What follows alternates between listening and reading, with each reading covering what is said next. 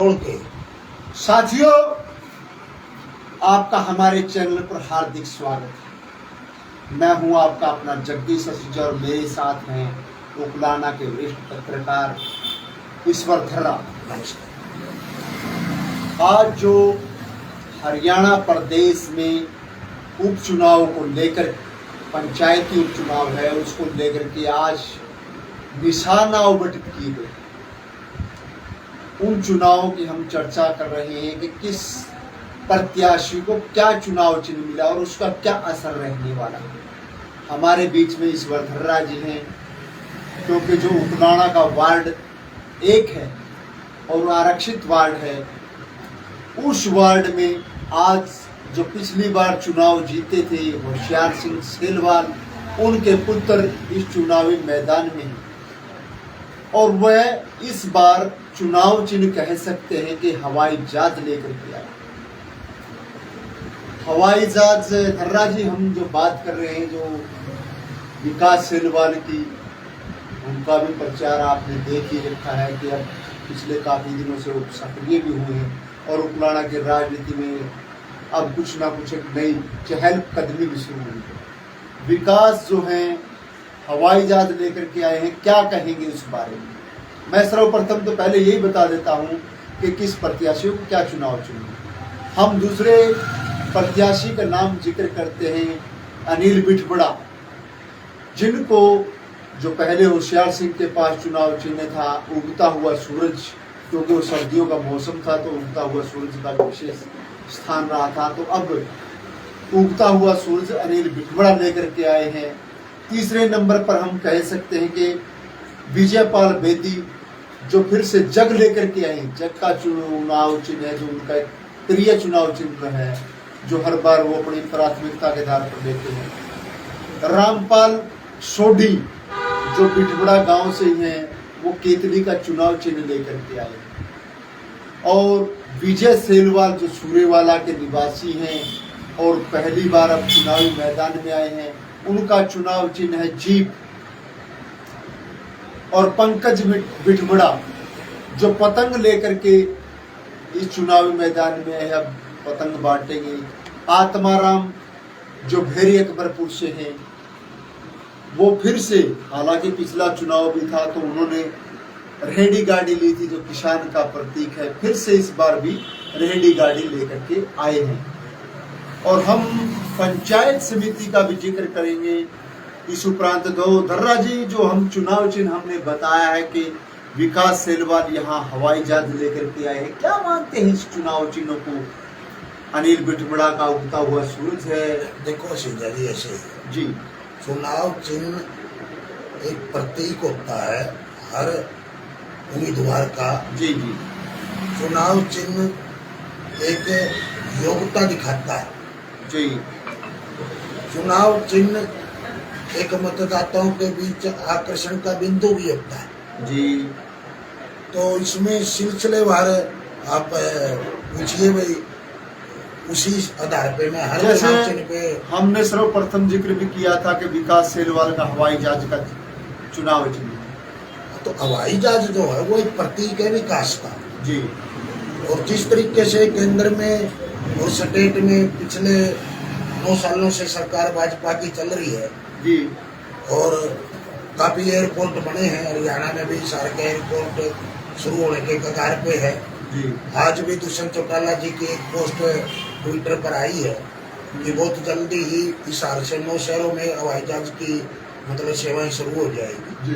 तो हवाई जहाज का जो निशान है वो एक सकारात्मक है, वो विकास का प्रतीक है और एक अच्छा चुनाव निशान माना जाता है, जो आदमी की उपलब्धियों को जमीन से और आसमान तक लेके जाता है। जी धर्रा जी, आपकी बात आई कि हवाई जहाज एक सकारात्मक है, एक विकास का प्रतीक है। एक अच्छी बात आपकी कि विकास है, क्योंकि जब देश विदेश की यात्रा करते हैं तो आज का हवाई जहाज का एक सहारा मिलेगा। हम जो दूसरा चुनाव चिन्ह की बात कर रहे हैं, उगता हुआ सूरज, अनिल बिठबड़ा लेकर के आए हैं, उस बारे में क्या मानेंगे आप? देखो, उगता हुआ सूरज जो है धर्म का प्रतीक माना गया है जी। और उगता हुआ सूरज एक रेगुलर प्रक्रिया में भी नहीं है। जी ये 24 घंटे में से 12 घंटे छुप के भी रहता है, और कई दफा मौसम की मार भी इस पर असर डालती है उगते हुए सूरज पर। ये अलग बात है कि उगता हुआ सूरज अपने आप में एक बहुत बड़ी ताकत है जी। तो एक अच्छा निशान है ये, और देवीय शक्ति भी मतलब इस निशान को प्राप्त है। तो मतलब सूर्य कह सकते हैं कि सूर्य की चमक अच्छी है। हाँ, पूरा जो ये ब्रह्मांड है वो सूर्य की चमक से ही चमक रहा है। क्योंकि पिछली बार की हम बात करें तो उगता हुआ सूरज होशियार सिंह सेलवाल का था, तो उनको यहाँ विजय मिली थी, उस दौरान सर्दी का मौसम भी था। ये उगते हुए सूरज में मैंने डॉक्टर अंतराम को हारते हुए भी देखा, जमानत जब्त होते हुए भी देखा। तो ये मतलब चुनाव चिन्ह ये तो निशान पे निर्भर नहीं है जी, ये समय पे निर्भर है। समय पर निर्भर है। तो इसका मतलब क्योंकि गर्मी ज्यादा, तो लोगों का आप मानते हैं कि कुछ गर्मी से बचाव करेंगे। नहीं, जो सरकार विकास करवा रही है कूलर के, फ्रिज के, एसी के, जी। वो सूर्य के प्रकोप से बचने के लिए ही तो ये इंस्ट्रूमेंट है बजाने।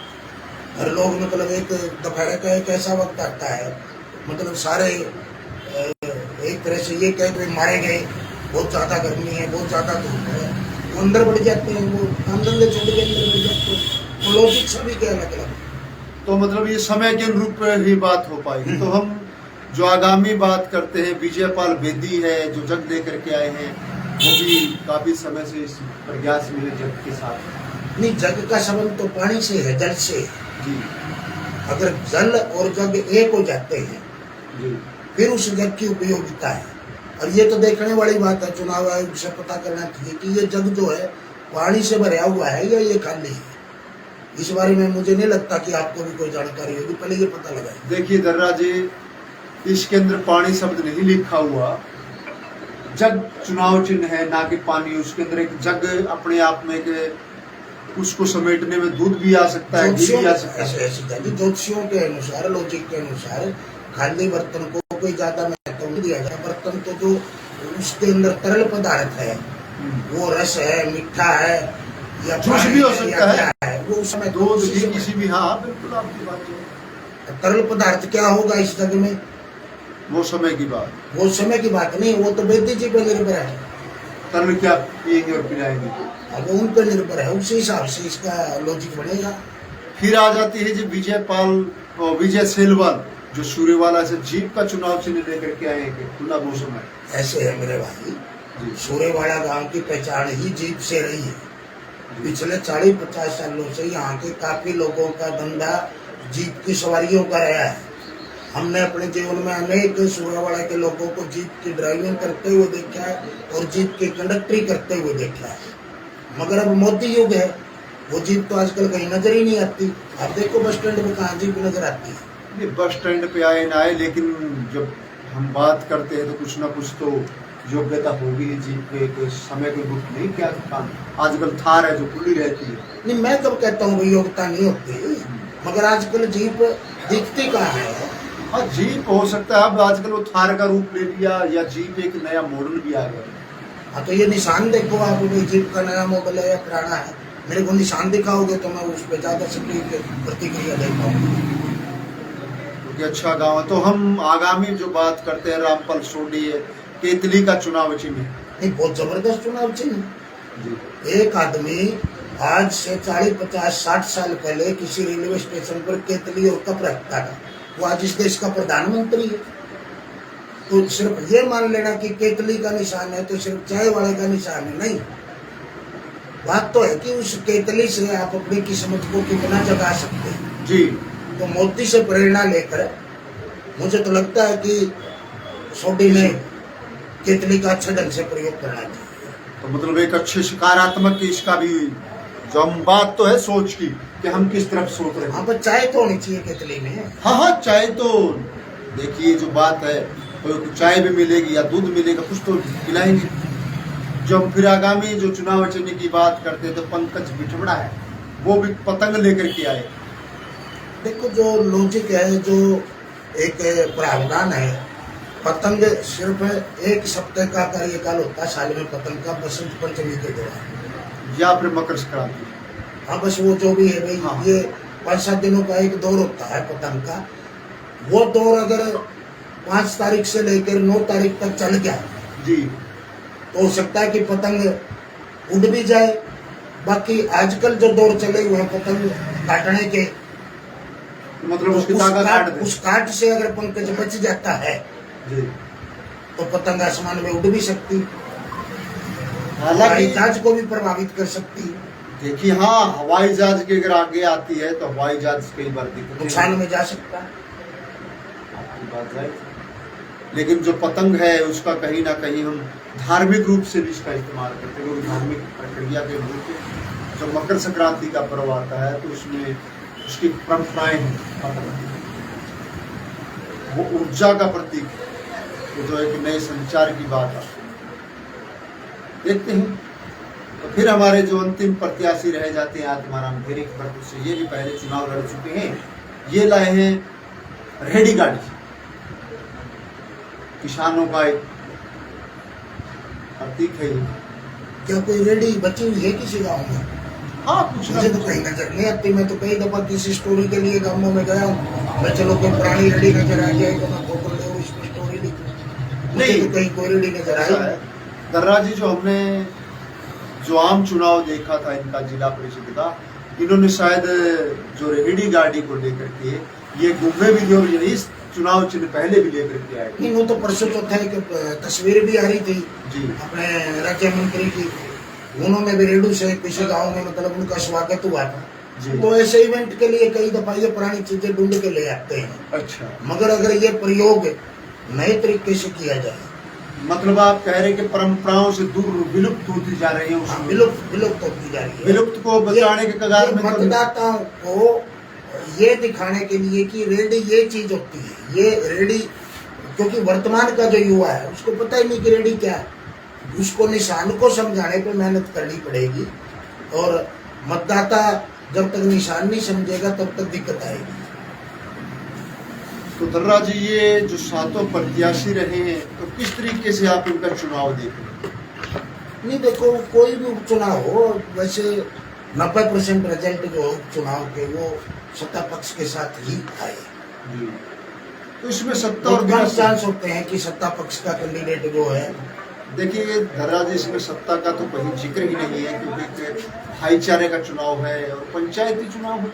यहाँ किसी भी पार्टी को पार्टी चिन्ह भी मिलती है प्रत्याशी।